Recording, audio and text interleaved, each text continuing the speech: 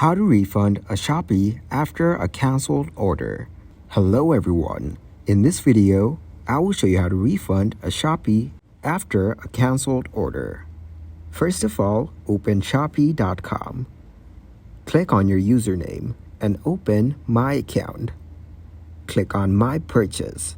Here are different options: all, to pay, to ship, to receive, complete, and canceled. Click on Cancel to see your canceled orders. No orders yet. Click on Help. Tap on Returns and Refund.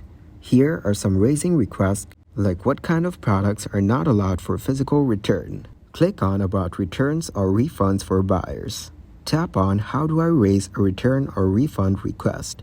A new tab will open to request a return or refund following these steps. Now open the Shopee customer service team in a new tab. Select what type of user you are as a buyer and select your inquiry as a return refund. Enter your Shopee username, email address, and order ID. You can add descriptions about your product and can upload files. Add a description that I'm not satisfied with my order and want to refund my order. You can upload your file as well, and at the end, click on Submit. That's how you can refund the Shopee after you cancel the order. Thank you guys for watching this video.